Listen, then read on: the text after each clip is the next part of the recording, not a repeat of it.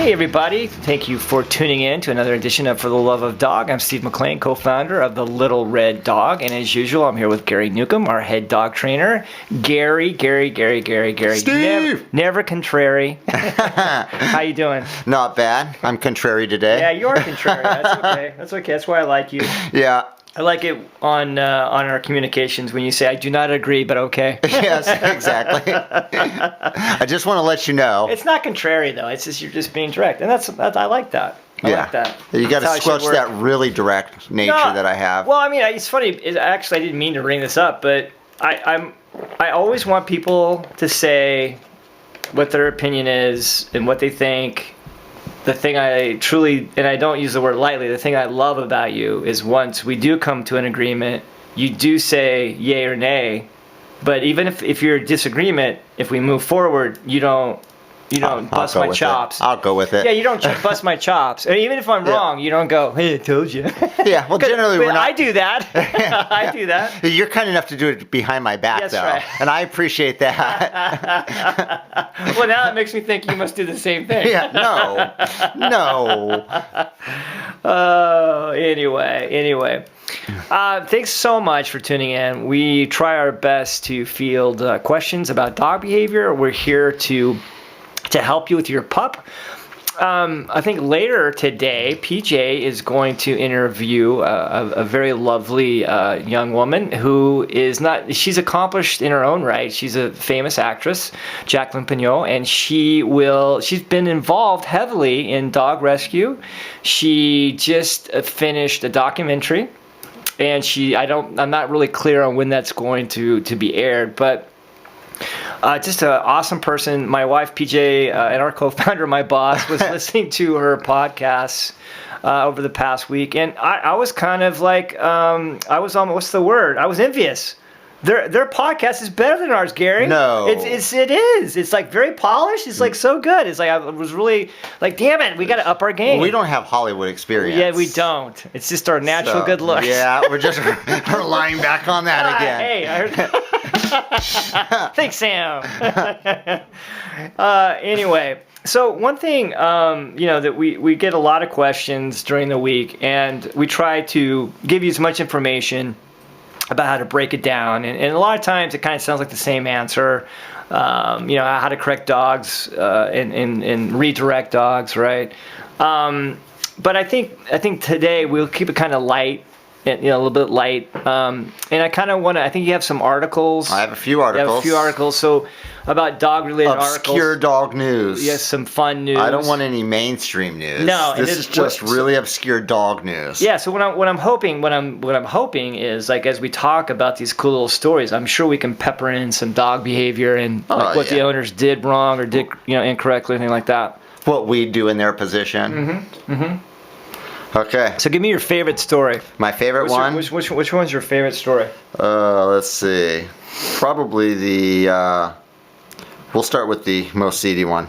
Woman wants compensation after a dog bred as stud mistakenly neutered at animal clinic. Oh my God. Whoops. Yeah, well, it's funny because, it's not funny. I mean, obviously in the Little Red Dog, we receive a lot of applications. We receive about 100 applications a day on average. Inevitably, we probably get one a month, one every 2 months, where someone has a dog, and they got it from a breeder. Excuse me, and they haven't fixed it, and they want a second dog. And yeah, right? Immediately you start to laugh. Now you and I laugh. Yeah. And people that understand dog behavior laugh, but it's not. We're not laughing because the person should have their dog fixed. Yeah. I don't understand the point to that. I mean, you have a dog that you haven't fixed, assumingly because you're going to sire it somehow. Well, depending on its sex. Depending on, I don't know. I don't really want to say too much about people that breed dogs because, quite honestly, I don't know that much about it, other than 99%. Yeah, these aren't really dog breeders. These are just like optimistic dog owners that think, I love my dog so much, and I'm going to be able to make another one. Oh no, contraire. A lot of these places, especially the legit dog breeders. In the contract state, you are not allowed to get your dog fixed down the road. And what are their what are the damages The from that? only What- thing I can think of is in their mind, we've given you this great creature intact. You shouldn't do anything extra. You shouldn't do anything because let's say you want to show the dog. If the dog's fixed, you can't show the dog, right? Yeah, but you don't have any obligation to them after you take the dog. Oh, I agree. I mean, but that's you and me. I'm not going to stud the dog back to you. No, I'm not going to come and visit on, family, bring your dog back to the breeder day. But that's why just part of the reason why you and I laugh is because we're not geared that way. Yeah. I mean, in my, I'm not, yes, I can be. If you give me a bullshit rule, my instinct is to always break it, just to see what's going to happen. Even if the rule's good for me. Yeah. I'm still going to try I might. Yeah, no. But a lot of the times, I did not know this until we started the rescue. That in their contract, when they purchase a dog that's been as a breeder, I didn't know it was universal. I've heard it before, but I didn't know it was a universal thing. It's not necessarily universal, but I would say, let's say in the state of California that there's 10 breeders, legit breeders. Okay. Yeah. ASPCA. AKC. Yeah. Approved. I'm sorry, AKC approved, not ASPCA. Yeah. AKC. I would say 8 of the 10. Oh, okay. Have in the contract. So yeah, that's pretty standard. Yeah. So again, there's nothing they can do if you do. Yeah. But let's just getting back to my scenario. These applications that we get, and this is what I want to talk about. They for whatever reason they're tied. They take that contract serious. Okay, and they go, no, we don't want this dog fixed, but we want another dog. And the reason why you and I laugh is because it's not a good idea to have a dog that's unfixed and you're going to bring in another. It's stupid. You have behavioral issues. Exactly. Yeah. That's what I want to talk about. Because most people don't know that. Yeah. Oh, absolutely. I mean, if you don't know that you can't bring an unneutered male dog around other dogs, then you're pretty naive to the way of dogs. Well, life. Other dogs, right? Yeah. Right. Other dogs pretty much are not very accepting of a dog, and that dog will probably have behaviors because it still has a full dose of testosterone flowing that other dogs are going to be also unaccepting of. But just the scent is enough to drive other dogs into fury. Yeah, and this is what I want to talk about. And this is, in my opinion, if you want to be a responsible dog owner, these are some of the little things that you need to learn. Right? Oh, yeah. It's just going to help you be successful. Absolutely. And in my mind, even on a common sense approach, you should be able to think about this for a second. Just imagine a bunch of guys, that are intact, right? And then all of a sudden you're not intact, right? And then some guy comes in who is intact. Just naturally, you're going to have a problem with that guy. Right? Well, you can always get the nudicles. Well, have some implants put in so you feel like a whole dog. You feel like a little better. But what cracks me up about these owners is they think that it's a ridiculous rule. Yeah. And it's like, dude, I'm actually helping you. I'm keeping you safe. Now, if you want to go out and get your show dog fixed, then we can talk. Yeah. But they don't want to do that. Yeah, absolutely. When I see a dog that's unneutered coming through a dog event or something, I clench. I know that is going to be an issue. Right. So as far as, interviewing potential adopters or something like that, even a foster, I'd be like, nah, that's a deal breaker. Yeah, well, that breaks our hearts too. We'll get a really good foster, and then all of a sudden they'll say, oh, by the way, my female cannot be fixed, for whatever reason. But yeah, it does present a lot of problems, and I don't think most people understand why. Yeah. And also on the flip side of it, now you're in our world. Just mathematically, we want you to get your dog fixed. Yeah. There's no reason to have any. Yeah, no. And I mean, physically, the physiology of it. Dogs who aren't fixed have more kinds of cancer. They have a higher rate of cancer, of other kinds that other dogs do get. But, a dog that's been fixed, a male dog that's been fixed is not going to get testicular cancer. It's not going to happen. Right. A female dog that's spayed has a far less chance of getting breast tumors or any of that than a dog that hasn't been. So. And that's, what, now you bring up the other part of it, because also in our program, if you get a puppy, we pay to have the dog spayed or neutered, but we're forced by the state, and rightfully so, to have these dogs fixed if we decide that we're going to save these dogs from being euthanized. And let me back this up a little bit really quickly. in the state of California, every organization that has to sign a document that agrees when we save a dog that's about to be euthanized, we promise that we will have this dog spayed or neutered in X amount of time. And it's a good rule, right? But a lot of people, they don't understand it, or they don't agree with it. The counter advice. Yeah, so they'll hop on, exactly, they'll hop online and say, when's the best time to neuter a dog, or when's the best time to spay a dog? And unfortunately... And if you've searched anything online, regardless of dog or not, yes, you will find that there's such a vast difference yes, of opinion, and yes, everybody feels the need to put it out there. Yes, and that's what I'm getting, that's what I'm alluding to, is exactly what you just said, Gary, is there are so many theories on when you should have your dog spayed or neutered, and by good people. Yeah. And like you said, some say ASAP, some say wait 2 years or whatever. Yeah. And I'm not saying that any of these vets are right or wrong. I'm just trying to tell our community it doesn't flip and matter. Yeah. We are governed by the state. Yeah, we don't, we'd love to have play. We'd love to have your puppy pity have the most muscle tone, or whatever it is that they are reason that they've come up with a lot of reasons why you shouldn't. Or any cancer, and there's a lot of theories out there that some cancers are caused by doing it too quickly, too early. Okay, fine. But unfortunately, because of human selfishness, this is the boat that we're in. Yeah. And all we can do is abide by it. The first constraint that we have to cross is the one that we have to deal with first. And the first one is that we have an obligation to the state to do this. That's right. From there, if we could do it in a better way, a more efficient way, absolutely, then we would absolutely do it that way. Absolutely. And obviously what keeps us in check is, and most shelters in California are pretty by the book about it. They give you a little cushion, plus or minus a couple of weeks, but they're pretty adamant that you gotta get this shit done. And when you don't get it done, your pool rights get taken away very quickly. Yoink. Yeah, and that's we have a sound bite for yoink. You're off the air. Thank you.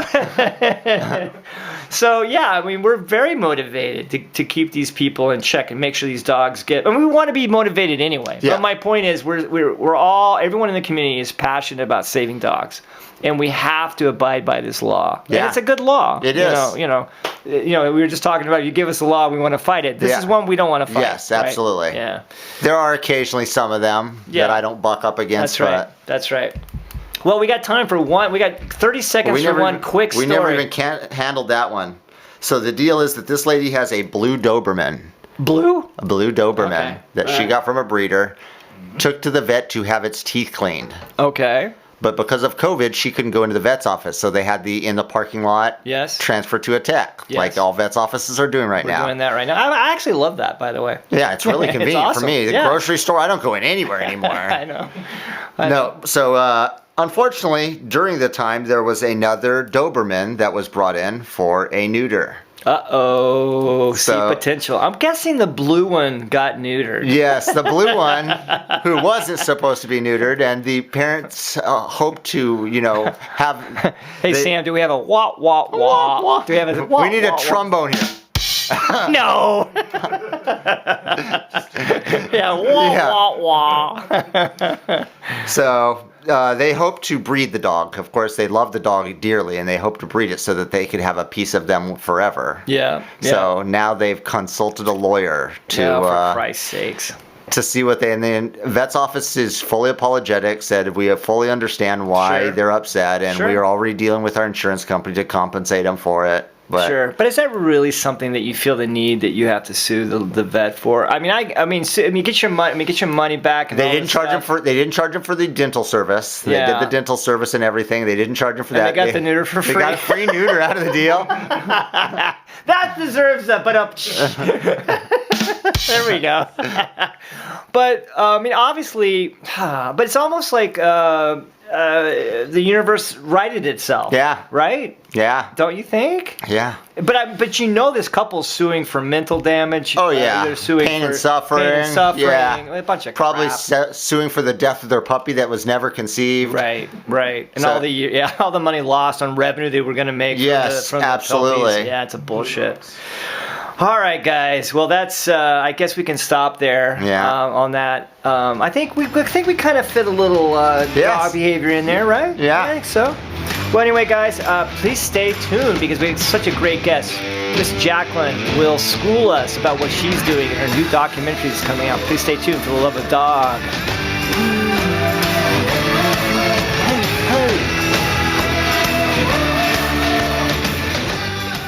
Hey everybody, I'm Steve with the Little Red Dog. Thanks so much for listening for the Love of Dog podcast. Please subscribe. If you're listening, please rate us and let us know if we're doing horribly or awesome. We need that feedback. Also, when you do subscribe to YouTube, you'll get an alert for our virtual adoption events.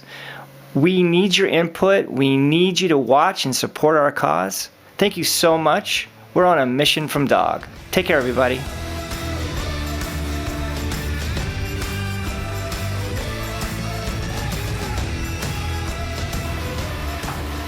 Welcome back, everybody. Another edition of For the Love of Dog. I'm back here with my boss and founder, PJ Rush. PJ, how you doing? I'm doing great. Oh my gosh, good. Great seeing you again. Yeah. I hear we have a new guest. Studio looks good.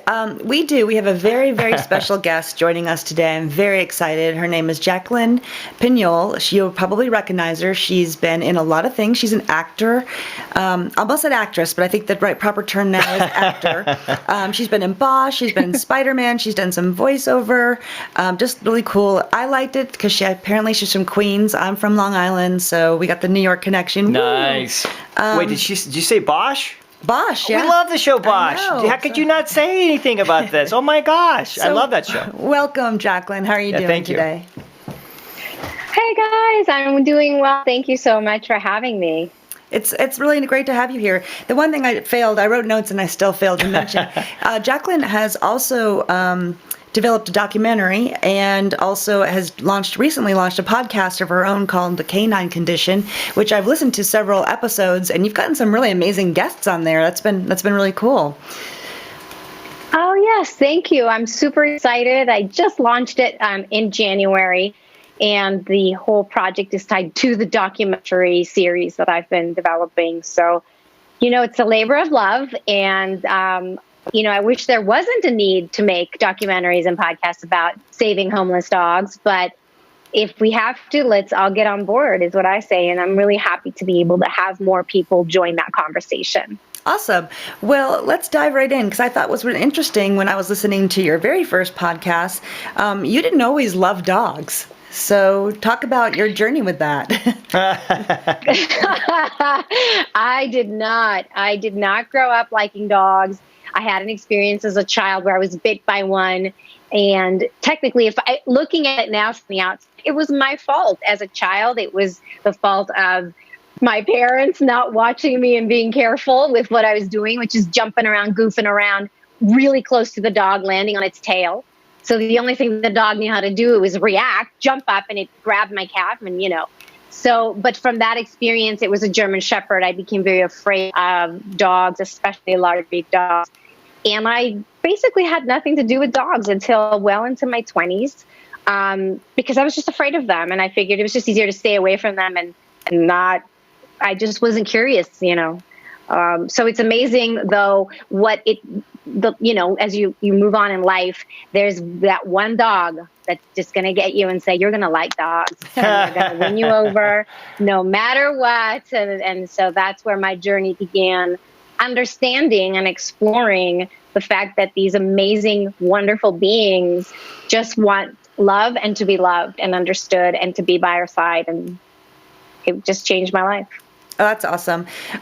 So I liked also in your podcast how you said that you have to come clean because you actually purchased your first dog, right? So, but you've learned a lot, and you've really your journey has been really interesting, and you've done a lot with the rescue dogs. So maybe talk a little bit about that and how that led you into what you're doing now. Yeah, so, I felt like even though I've been rescuing for years now and I have, 6 dogs of my own, that in order to advocate for them and to allow listeners or anyone on conversation to understand, is there are a lot of people who still today insist on buying dogs from breeders. I have friends who won't do anything but. Does it bother me? Absolutely. It angers me. How do we change their minds? how do we advocate for our what we think is right, because we have so many homeless dogs, without alienating those that don't think like us. So I decided to share my real story, which was, yes, I didn't know in 2002 you could rescue dogs. And I bought my first pug from a breeder because I didn't know where else to go to get a dog. And my second dog was a few years later, and it was from a pet store, because I also didn't know. Now I knew not to go to breeders, but I went to a pet store. So I felt that taught me a lot. When I came across a third dog that I could not keep, it was because it was, I found a rescue, and then it's like the light bulb went off. And I started finding out more and more.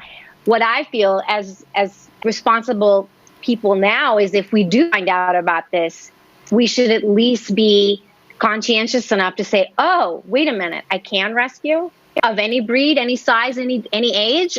Oh, okay. I will not go to a breeder or anything. So that's my goal with people who still aren't on board with the rescue movement. Well, I mean, that's great. And I think it's good you're spending a lot of time educating people. And I thought it was really interesting that in your podcast, you're, really trying to give people resources to think about, alternatives and why it's not a good idea. So I think that's been great. I'd love to hear a little bit more about your documentary. Can you tell us about that? Sure. When I adopted our first dog, my husband and I adopted she's almost 70 pounds, Pit Bull Great Dane mix. She was actually a dog we found on the streets, but I wanted to just keep her. And my husband's like, no, we have to do the right thing. We have to take her to shelter. She could have an owner. I was like, look at her. She doesn't have an owner. He's like, we have to do the right thing. So we take her to the shelter. And long story short, she wasn't claimed, and I was allowed to take her. But I knew nothing of this breed, and not liking dogs as much. I mean, I was not scared of her, but I didn't know what I was going to do with a 70-pound pit bull mix. So I found a rescue, the Jason Heigl Foundation, by chance. I ran into somebody that volunteered for them that same week. And it was almost like just everything falls in line when you put out your energies towards something you really want. And Sure. And after having the experience of adopting her and learning everything that you guys advocate for, training. I had her trained within a month of having her because I could not handle her. I was like, whoa. She was walking me is the type of dog she was, So I'm a big advocate of dog training. I love that you guys talk about that in your podcast, because I've heard several episodes about, the correct ways, the ways to find good trainers versus not, because there is a right and a wrong in order to get the results we need and want. And after that, we started to see more and more dogs needing homes, and we couldn't take them in. So that started our journey, filming the documentary. We flew to 7 different states, or drove. We rented an RV several times. We wanted to get a layout of the land. We wanted to know, is this happening everywhere or just in LA? Right. We really didn't know. And it's happening, we went to New York, New Jersey, Florida, Texas, Alabama, Florida, Philadelphia. I mean, it's everywhere. Right. And I just couldn't sleep at night, you guys. Seriously. I was like, I need to do something with this information, because does everybody know this is going on? And how can you sleep at night? Yeah, it's hard. It is hard. Yeah. So we turned it into a journey of making short episodes focused on who is providing the solution. So we know there's a problem. We do expose the problem. And we also show where in different cities and states and in small towns in the South, who is offering us ways to save and how can we help. That's really the message of the documentary.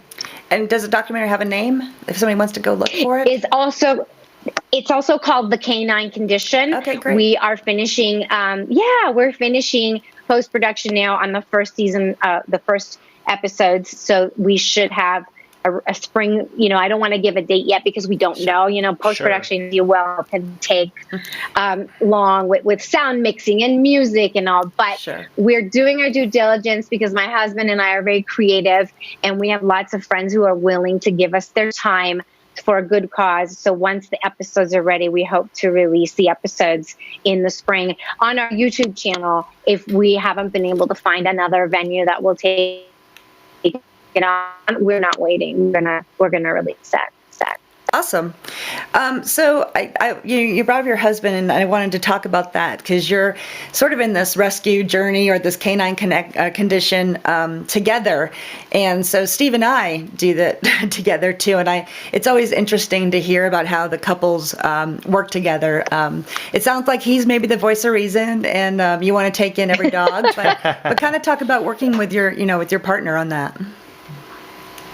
Yeah, it's been hard. I have to tell you, we've had a lot of ups and downs. Definitely, we were fostering more when we didn't have a pack of 6, but there's a reason we have 6. A few of them were foster fails. Right. I think that Johnny, yes, he's more even keel, not as emotional on the outside, and thinks things through a little bit more. Whereas I was always ready to like jump and be like, no, gotta do something. So I think we balance each other out, and that's important. Even when we do the podcast, he's my sound engineer. He's great with the music, so he wrote all the music for it and the song that goes along with the documentary.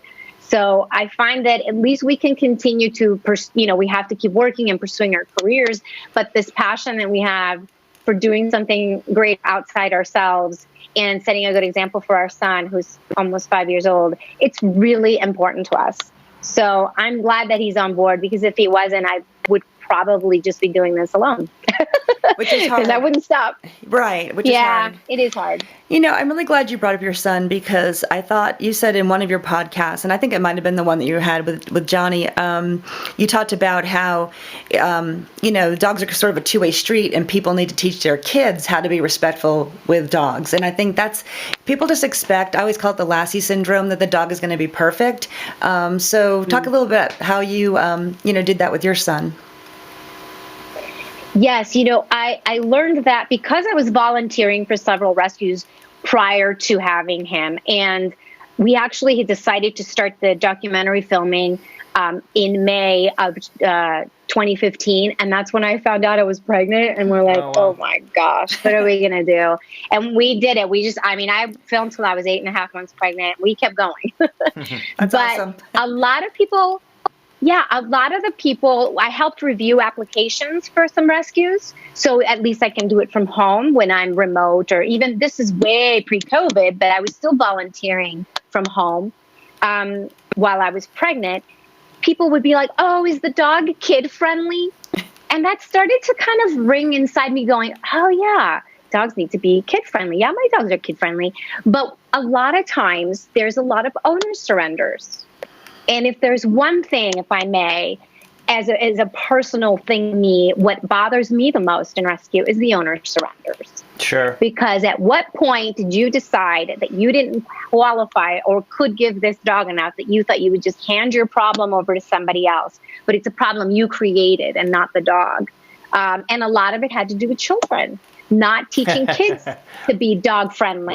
Right. So being pregnant at the time, being pregnant and super hormonal and emotional, was like, this is not going to fly in my house. Right. So it was really important because we had 2 pit mixes and 2 pugs when Atlas, my son, was born. And I know my dogs were wonderful around everyone. So it was about him learning to be gentle, to know how and when to pet them, to leave them alone, to give them their space, to not bother them when they're eating. All these little things, even if they're the greatest dogs on the planet, I still wanted all those rules and boundaries. Sure. Because for safety reasons, we don't want to set our dogs up for failure by not giving them that respect. And Atlas, thankfully, has grown up listening to us and advocating for, he doesn't just say hi to every dog when he sees them out in the park. He puts his hands in front of him and goes, oh, how cute. Can I say hello? And he'll ask me, and then he'll ask the dog owner. And I can't tell you how many kids run up to us and just want to touch our dogs and pull their tail. I'm like, whoa, whoa, whoa. Exactly. So it's a big deal for families, because we want families to adopt. And we want dogs to be in homes with children because it's fun and active. But my gosh, parents, we got to teach our kids to be dog friendly, Right. Definitely. Do you have any questions? Well, I now that you've kind of gone over the United States and you had to sum up, and I know this is a tough question, but if you had to say just one word, why dogs wind up in the shelter, I'll let you use a sentence if you want. But I know what Thank you. I know what my one word is. But if you had to choose a sentence or a phrase describing why, in your opinion, why dogs wind up in a shelter, what would your answer be? Yeah, if I had to, it's such a simple answer that I almost feel like, God, can I come up with something better? But it really is. Should I say that or should I say the other? Look, I wanted to say lack of spay and neuter, but I actually don't think that's it.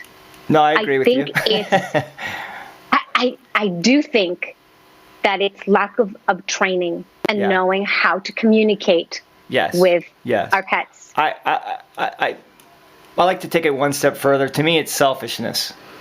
The families don't take responsibility about learning how to talk to a dog the way dogs have to be talked to, and the dog becomes too much, right? And then they say, "I give up." So it must be a horrible dog. It can't be my fault. You know what I mean? Right. And because of a lack of structure, responsibility, they give up. And and that's so disappointing to all of us all the time. And I don't think it's to Jacqueline's point, I don't think it's a one word or one prong answer, because definitely spay and neuter helps. Oh, absolutely, for sure, absolutely. Training. I think those are the two. Yeah, definitely. No, for sure. Definitely. And I'm still fascinated, still in Southern California, how many people fight having their dogs fixed. Still.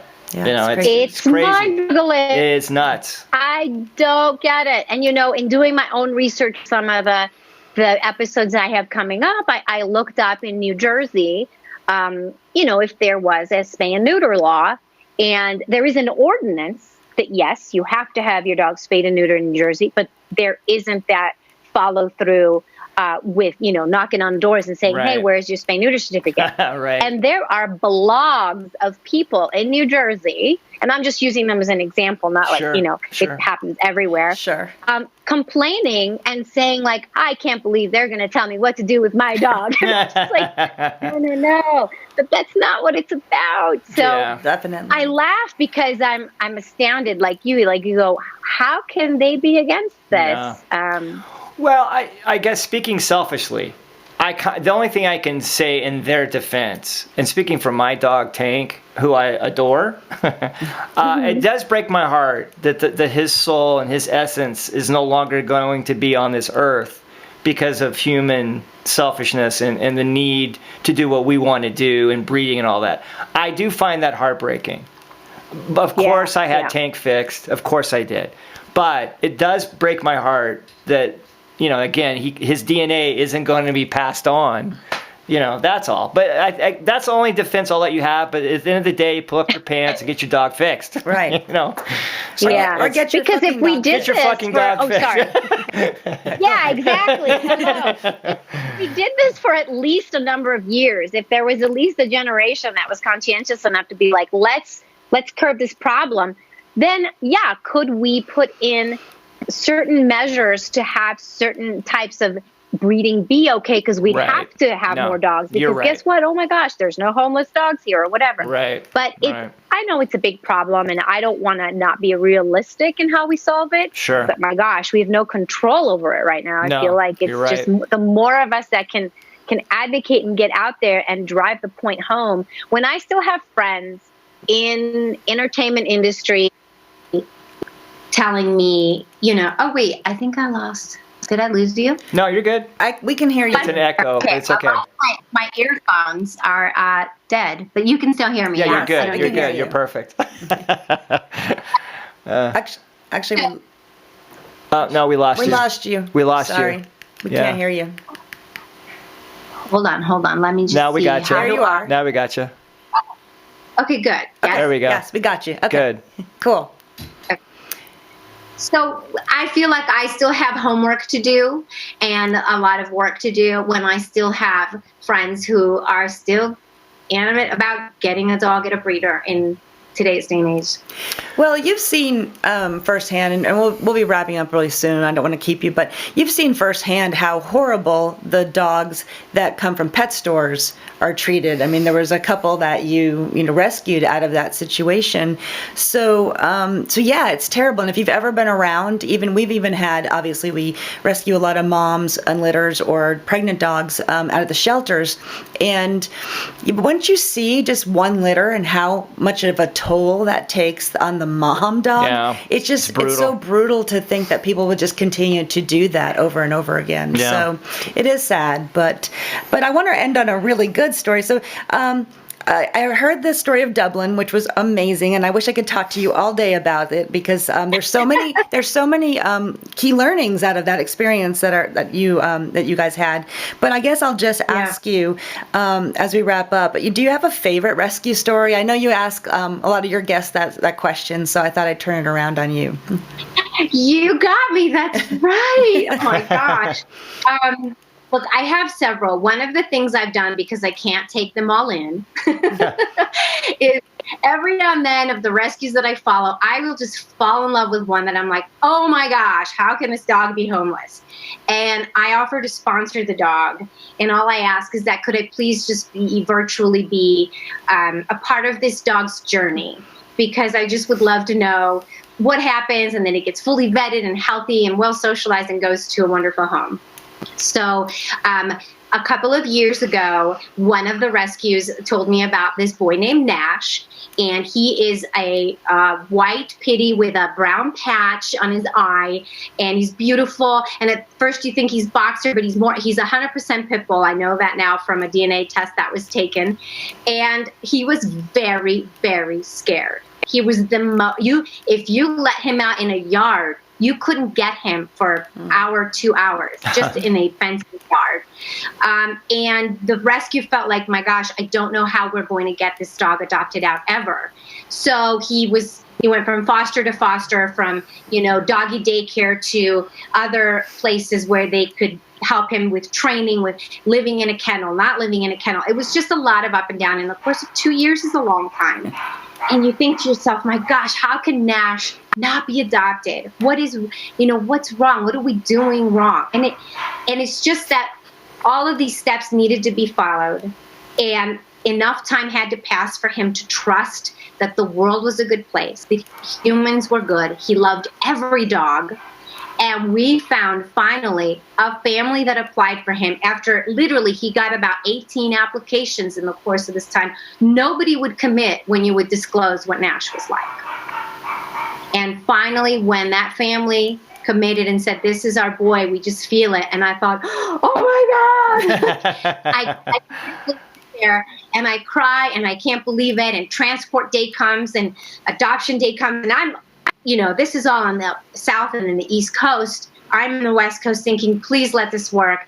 And to this day, I got to become friends with his family. Oh, nice. And we stayed connected. And they send me texts and pictures, and I got a Christmas card from him. That's so cool. It was so cool that if we just wait long enough, I know some dogs take a while, but there is somebody out there to fight for them. And boy, when they get that family, that right family, it is the most joyous thing, and I feel like this is why I sponsor those dogs no matter how long it takes. That's amazing. Awesome story. That is an awesome story. Great for Nash. I like to hear that, and it does take a long time sometimes, but it's like you said, it's worth it, and that's why we do what we do. So I know you advocate for a lot of different rescues and resources for the dogs. Thank you for doing that. It's amazing. It's so wonderful to see somebody like you who has so much going on but still is giving back. So thank you for doing that. It's been an honor to have you on our show.